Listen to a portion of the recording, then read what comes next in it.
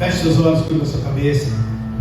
Pai, em nome do Senhor Jesus, nós queremos te louvar, te agradecer por tudo que vivemos até aqui, pelo privilégio que tivemos de sentir a tua presença de forma tão gloriosa, tão majestosa, tão poderosa. Obrigado, Senhor.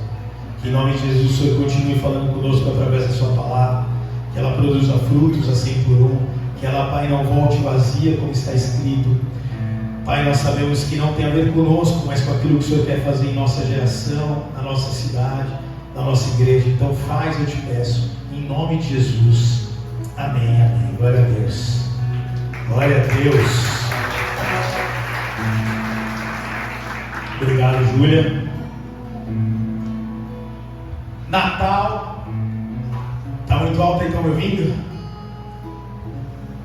É uma data muito especial. Nós não sabemos o dia que Jesus nasceu. O fato é que ele nasceu, né? Claro que o mais importante é que ele se manteve firme até o fim, morreu numa cruz e ressuscitou. Mas Jesus nasceu em algum dia. Então é um dia muito especial para nós comemorarmos o nascimento dele. Mas nessa noite eu queria falar de uma peculiaridade do nascimento de Jesus, que foi onde Jesus decidiu viver, onde Jesus decidiu cumprir o seu ministério, onde Jesus decidiu mudar, um espaço, uma terra, um local. E é muito louco porque às vezes a gente não consegue enxergar isso, mas a Bíblia fala que Deus vem para julgar as nações. Então Deus vai lá chamar o Brasil e vai julgar o Brasil. Deus vai chamar cidades, bairros, famílias e vai julgar essas nações. Ele não vai julgar só pessoas, ele vai julgar as nações. Então cada lugar, cada terra tem um dom, cada terra tem um fruto que tem que entregar para Jesus, cada família tem um fruto que tem que entregar para Jesus. Então quando você olhar a sua casa, você tem que pensar: puxa, minha casa tem um fruto que eu preciso semear, que eu preciso regar, Deus vai dar o crescimento para entregar para Jesus. Tem famílias que foram chamadas para ser artistas, tem famílias que foram chamadas para adorar, tem famílias que foram chamadas para orar. Mas todas as famílias têm um dom redentivo, todas as cidades têm um dom redentivo, foram chamadas para Deus para fazer alguma coisa. E eu confesso que eu me pergunto: Jesus, está conseguindo dar certo? Qual que é o dom redentivo dessa cidade? O que eu percebo é que ela atrai gente, né? Podia atrair muito mais, né? Podia ter um turismo da hora aqui. Por isso que eu estou tentando levantar alguns vereadores da igreja. Temos um que eu estou quase convencendo, Bob. Falei: Bob, você tem que ser vereador, Bob. Aonde você vai com o Bob, ele conhece gente. Falou: Bob, cara de coração bom, professor, inteligente. Agora fiz a propaganda, hein? Mas que eu sei que essa cidade tem um dom redentivo, a gente precisa descobrir, nós precisamos entregar ele para Jesus. Porque Jesus, quando ele veio na terra, ele veio numa nação, ele veio numa cidade. Se você vê a Bíblia, como é importante a localização geográfica, né? Pensa, Maria e José estavam indo para Belém. Dá para baixo. Está aumentando? Pode deixar. Tá. Jesus, do nada, entre aspas, José e Maria têm que ir para a cidade de Belém. Por quê? Fala, pergunta aí, por quê? Porque estava escrito, arruma aí, estava escrito que o Messias nasceria em Belém. Então elas não moravam em Belém, elas não tinham contratado um plano que atendia o hospital em Belém. Não, ela estava programada que o menino ia nascer em Nazaré, na cidade dela. Só que não, a Bíblia falava que o Messias tinha que nascer na cidade de Davi, e a cidade de Davi era Belém. Então Maria teve que ir para Belém. Imagina a doideira? Do nada, grávida, ir para Belém, caminhar quilômetros e quilômetros, tudo lotado. A mesma coisa Jesus fala agora para você: ó, vai para tal cidade, se hospeda, ela vai se hospedar onde? Loucura total. Foi o que Maria viveu, mas ela tinha que estar em Belém, ela tinha que estar naquela terra, naquele dia, naquela hora, porque Jesus nasceria ali. Então você não pode escolher onde você mora, Deus vai escolher onde você mora. Deus vai escolher onde você tem que ficar, Deus vai escolher a cidade que você vai morar. Deus precisa escolher a sua localização geográfica, vê um monte de milagre, tem Jesus. Fala, agora eu vou voltar para minha casinha, gostosinha, né? Fez todo enxoval, e eu estou imaginando. Falou, não, esse vai ser o quarto de Jesus. Aí aparece um anjo e fala, não volta, que o chicote vai estralar, você voltar para lá. Vou para onde? O Egito. Egito, sim, porque tinha uma profecia que falava do Egito, eu chamei meu filho. Ela precisou ir para o Egito para se cumprir a profecia, ela precisou ir para o Egito para viver o que Deus tinha, ela precisou acreditar em Deus, acreditar em mudanças. E como é difícil para Deus, percebo eu, trabalhar com gente que não gosta de mudança, gente que tem dificuldade de mudar de ideia, de se arrepender, de mudar de caminho. Parece Balaão na mula. A mula precisa ver Deus, porque você não vê, e você não muda, continua. O ano passa, 2 anos, 3 anos, 10 anos, você continua a mesma cabeça, não muda. E como é difícil! Deus teve que quase matar uma mula para Balaão entender que ele tinha que mudar de direção, que ele tinha que mudar de caminho, que ele estava na rota errada. E como é difícil para pessoas que não estão dispostas a ser guiadas por Deus. Eles falam, é hora de mudar. Eles falam, agora que eu me acomodei, agora que já tenho carinho para todos os cachorros, cavalo, quem sabe, né? Deus quer aumentar a terra, né? Aumentar. Deus só muda de cidade. A sua localização geográfica é muito importante. E por nós estarmos nessa cidade, nós temos que entender o que Deus tem para essa cidade, o que Deus tem para esse local. E você tem que entender para a sua casa, para a sua família, porque Ele tem uma bênção especial, Ele tem algo especial. Uma das profecias que se cumpriu no nascimento de Jesus está lá em Isaías 9, abre lá. Isaías 9:1. Olha que louco. Contudo, não haverá escuridão. Contudo, não haverá mais escuridão para os que estavam aflitos.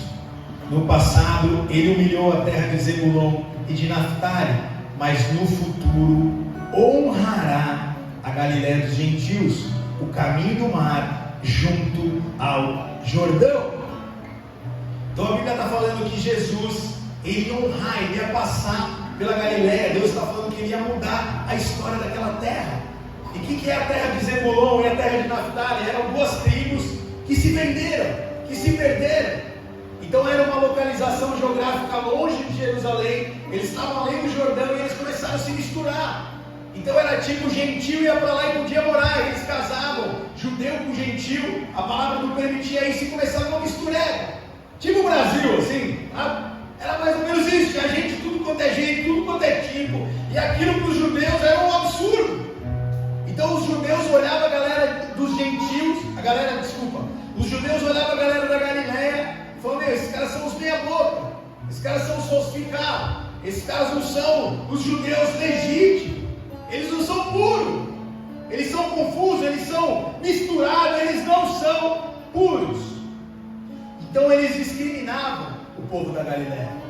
A Galiléia era considerada um lugar dos gentios, não dos puros, dos santos, dos judeus. Era um lugar feio, um lugar confuso, de pessoas rudes. Os sábios, os eruditos, as pessoas mais inteligentes, elas estavam em Jerusalém, não na Galiléia dos gentios. Então se o Messias viesse, não tinha como ou porquê, na cabeça racional, dele vir da Galiléia. Não tinha. Como assim?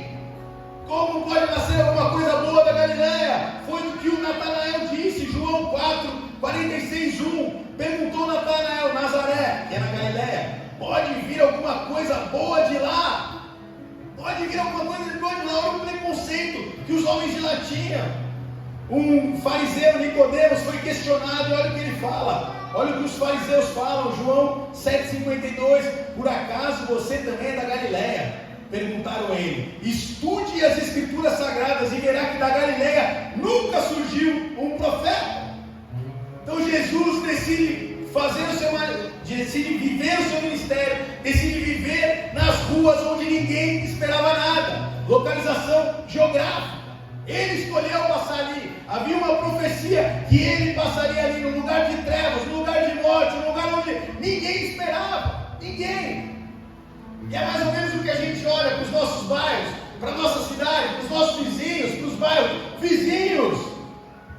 Pode vir alguma coisa boa de Itapecerica, pode vir alguma coisa boa do Capão Redondo, pode vir alguma coisa boa desses lugares. Do Chácara Santana. Do Chácara até Jesus do vídeo. Tô brincando. Sai uma galera. O carro é a galera do Chácara, né? Pode vir alguma coisa boa do Chácara. Não, e olha que curiosidade. Os galileus eram chamados de homem do barro, sabia? Porque tipo, esses caras são sujos, né? Olha os barrocos lá do Chácara. Olha, será que o Chácara é Galileia dos gentios? O Chácara Santana é um bairro em São Paulo, muito bonito, o dia que vocês puderem conhecer. Nós tínhamos célula lá durante muitos anos, tem um restaurante muito legal para você levar sua namorada para comer, uma média, e quando você tiver com um pouquinho de dinheiro, você vai no Pastel Gigante. Fica na divisa ali do Parque Santo Antônio. Perto do Parque Santo Antônio, lugar próspero, bonito, tranquilo, pode ir com o carro aberto, celular na mão. Até o Racionais aqui. Mas, parecido com o Chácara Santana, era Galileia dos gentios. Mas a palavra fala que Jesus decide passar por lá. Jesus decide mudar a história. E como é incrível ver que Jesus, ele escolhe pessoas improváveis, ele escolhe pessoas que ninguém acreditava. E por quê também? Porque quando Jesus se deparava com os fariseus, vamos dizer, os pastores de hoje, os intelectuais, os eruditos, os homens estudados, eles tinham muito a perder. Eles achavam que eles tinham muito a perder. Então eles não conseguiam seguir Jesus. Porque eles falavam, vou abrir mão da nossa reputação, vou abrir mão da minha religião, vou abrir mão do que eu sempre pensei, vou abrir mão dos meus dogmas, vou abrir mão de tudo por Jesus. Eles não estavam dispostos a abrir mão de tudo que eles tinham, de tudo que eles eram por Jesus. E sabe o que me assusta? É que quando nós nos convertemos, nós estamos dispostos a abrir mão de tudo. Jesus fala, vai morar no Polo Norte, você começa a procurar passagem. Jesus fala, vai para a China, você já começa a orar e falar, aprender mandarim. Só que o tempo passa. E nós começamos a nos tornar mais como os fariseus do que como aqueles que Jesus chamou. Jesus chamou os homens mais simples porque ele podia moldá-los. Eles estavam abertos para ser moldados.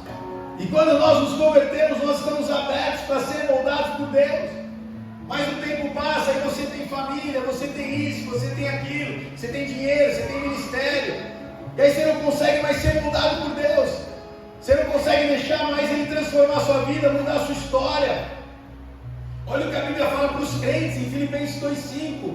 Tende em vós o mesmo sentimento que houve também em Cristo, o qual, tendo plenamente a natureza de Deus, não reivindicou ser igual a Deus, mas pelo contrário esvaziou a si mesmo, assumindo plenamente a forma de servo, tornando-se semelhante aos seres humanos. Assim, na forma de homem, ainda humilhou a si mesmo, se entregando à obediência até a morte, e a morte de cruz.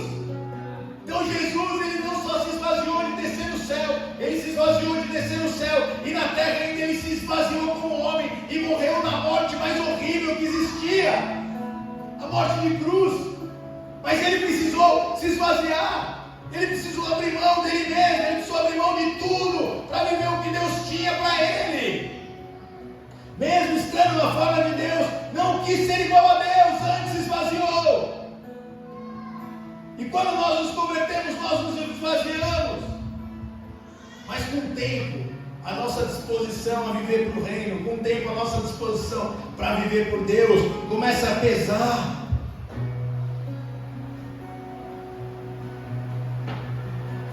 Nós olhamos para a nossa vida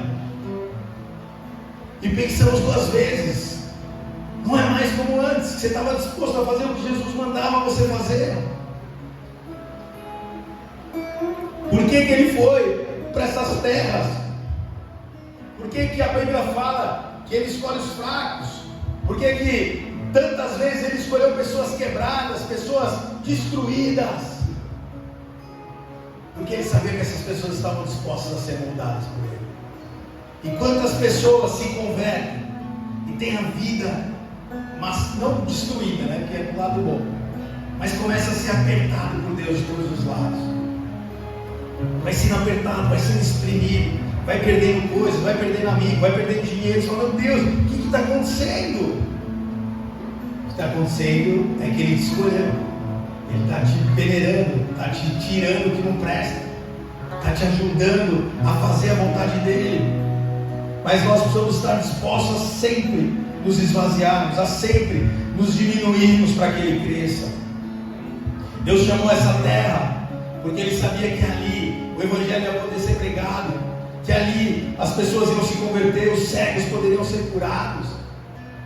Ele não pôde fazer muitos milagres entre os estudiosos, Ele não pôde fazer muitos milagres entre homens, grandes conhecedores, porque eles precisavam de pessoas que estavam dispostas a abrir mão de tudo, de pessoas que estavam dispostas a viver por Ele, dele, para Ele.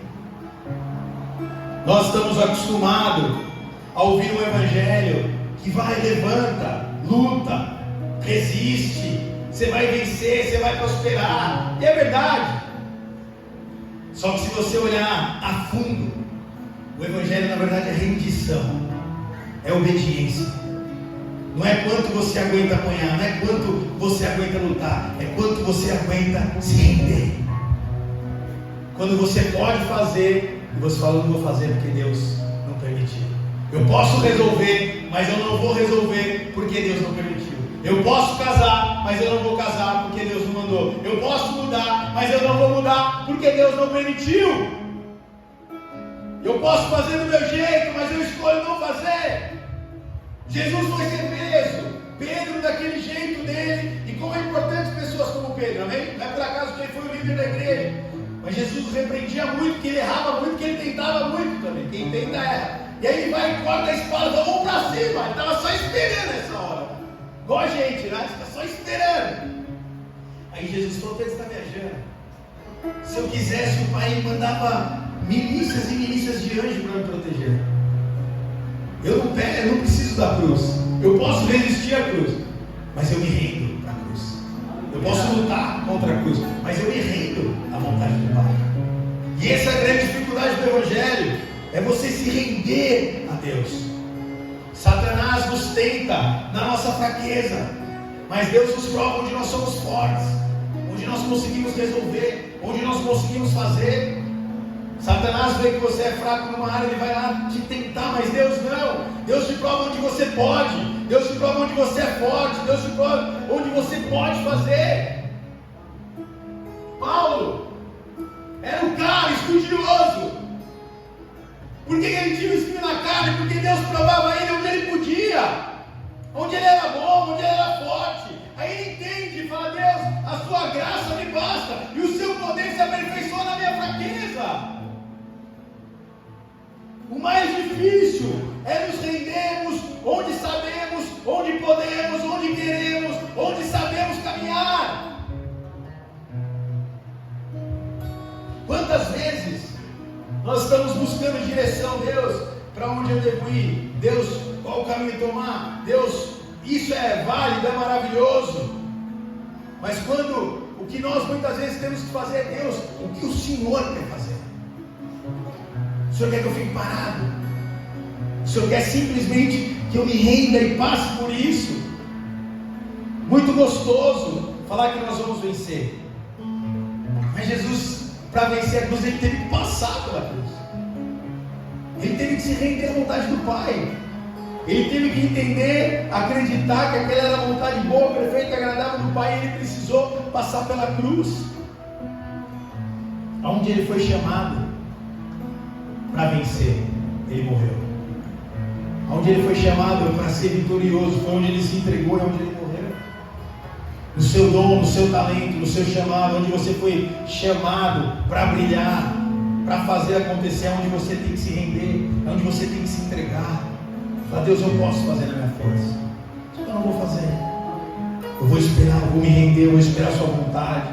Eu não vou acreditar no evangelho coaching, que tudo está na minha mão, que eu posso fazer tudo.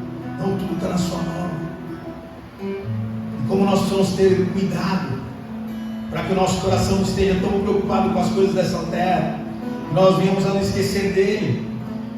Lucas 21:34, tende cuidado de vós mesmos, para que jamais vos suceda que o vosso coração fique sobrecarregado com as consequências da libertinagem, da embriaguez e da ansiedade desta vida terrena, para que aquele dia não se precipite sobre vocês e de surpresa como uma armadilha. Jesus foi o exemplo maior de quem se esvaziou, de quem morreu para si mesmo, se esvaziou do céu, se esvaziou na terra. E ele fala, nós precisamos sempre nos esvaziar da embriaguez, das ansiedades, precisamos nos esvaziar da libertinagem, nos esvaziar dos medos, para que nós possamos ouvir ele, para que nós possamos entender a direção dele.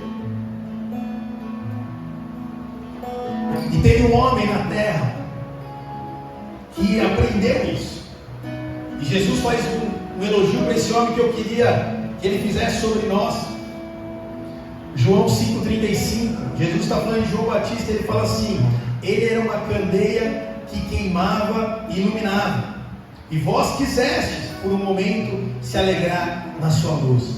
Jesus fala, João, ele era uma candeia, ele queimava e ele iluminava.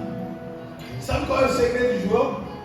Quando vieram falar que Jesus estava batizando mais do que ele disse em João 3,30, é necessário que ele cresça e que eu diminua. João era famoso, até os fariseus não gostavam de ouvir ele tinha fama, ele tinha reputação, ele era conhecido. E aí quando Jesus veio, ele fala, é importante que ele cresça e eu diminua. Eu preciso continuar queimando no que Deus mandou eu queimar. E era preparar o caminho dele, não era ser mais importante, não era ser mais famoso que ele, não era batizar mais do que ele, era incendiar o mundo e esperar ele vir. E aí João, se não bastasse ter seu ministério declinando, seus números de seguidores, porque a Bíblia fala que seguidores de João começam a seguir Jesus, João ainda se vê numa cadeia, se vê preso. Como assim, Jesus?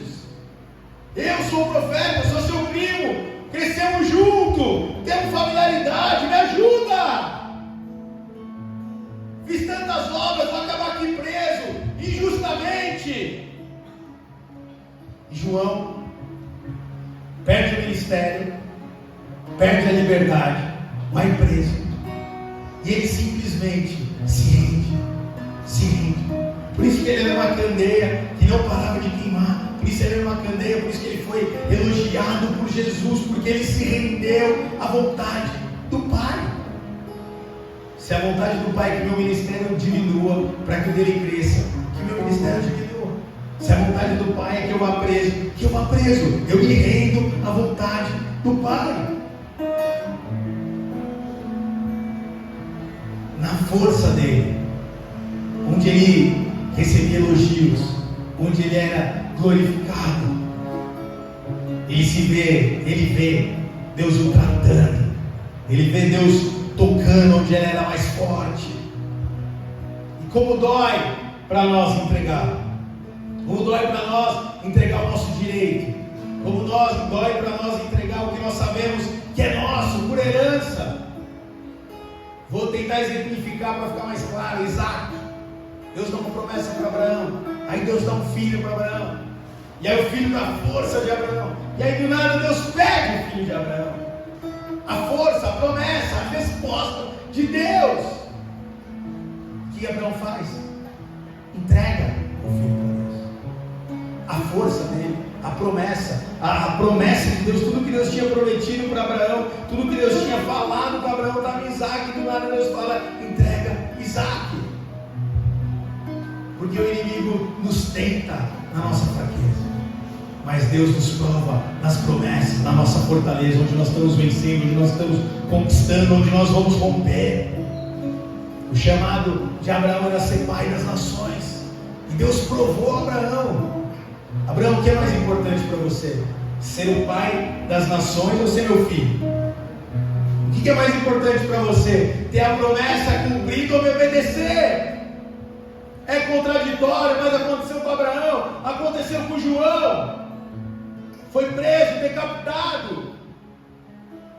Onde ele devia estar se alegrando, ele estava se entristecendo. Onde ele devia estar em júbilo, ele estava triste.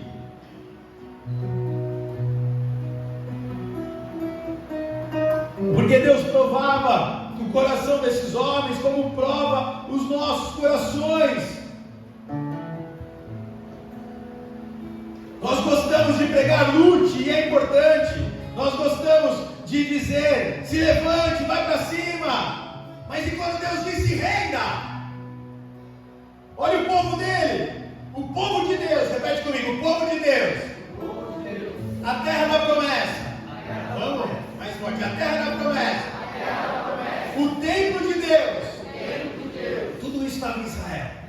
Eles tinham conquistado a terra da promessa, as promessas de Deus, o templo de Deus, o tempo de Deus, o futuro de Deus, tudo estava em Israel. Aí a Babilônia vem e bate a porta. Qual é a reação? Minha, sua, de qualquer um. Vamos lutar. Vamos lutar contra a Babilônia. Vamos expulsar os babilônios. Deus vai ser com a gente. O nosso Deus é o Deus que dá chuva no céu e as pedras são tão grandes que matam os inimigos. O nosso Deus é o Deus que causa confusão dos inimigos e eles se matam. E eles começam a lembrar a história. Eu lembro quando Deus levantou 300 homens e destruiu um exército gigante. Ele pode fazer. E aí Deus levanta o profeta Jeremias para falar, se renda. Quem se render vai viver e quem lutar vai morrer. Deus levanta o profeta para falar, se entregue para a Babilônia. Mas como, Deus? Me entregar para a Babilônia? Como me entregar para um povo inimigo? Como abandonar as nossas terras? Como abandonar a nossa promessa? Como abandonar tudo que o Senhor falou? Muitos profetas naquele tempo se levantou e falou, não, Deus está falando resiste, Deus está falando luta, Deus está falando se levanta, mas não, Deus está falando se renda a Babilônia. Loucura! Como assim? Porque mais importante do que as promessas que Ele tem para nós, do que mais importante do que as profecias sobre nós, do que mais importante de tudo que nós conquistamos de Deus, mais importante é continuar obedecendo. Mais importante é continuar se esvaziando. Mais importante é continuar vivendo o que Ele nos chamou para viver. Era muito mais gostoso para Jeremias, profetizar, não, vamos para cima. Vamos fazer como Josafá, vamos adorar aqui, Deus vai matar os inimigos. Vamos fazer como Josué, vamos dar 10 voltas, 30 voltas, 1000 voltas, Deus vai derrubar as muralhas. Mas eles podiam fazer, ia ser só simpatia, que Deus não mandou. O que Deus tinha mandado para aquele povo é, se renda. Há um cativeiro, há uma luta que você vai ter que passar, o que você tem que fazer é se render à vontade de Deus. E por que se render à vontade de Deus? Porque Ele está cuidando de nós. Porque a vontade dEle é boa, perfeita e agradável. Porque Abraão se rendeu à vontade de Deus e quando ele entrega Isaac, Deus o honra e não pega Isaac. Por que se render a Deus? Porque quando Jesus se rende no terceiro dia, Ele ressuscita e vence todos os inimigos. Por que se render a Deus? Porque o povo de Israel sim teve que passar por aquele deserto, não, como chama? Aquele cativeiro. Mas eles saíram de lá e Jesus veio na linhagem deles. E por que se render? Porque a vontade de Deus é sempre boa, perfeita e agradável. E por que se render? Porque senão nós vamos continuar dando voltas no deserto. Como o povo de Deus, naquela época era lutar, mas eles não queriam lutar. Então o segredo é obedecer a Deus e se render à vontade de Deus. Parar de resistir à vontade de Deus e se render à vontade de Deus. E por que se render? Porque Zebulon e Naftali se renderam.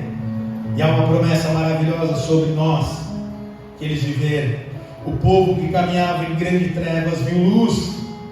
Sobre esses que viviam na terra da sombra da morte raiou uma luz.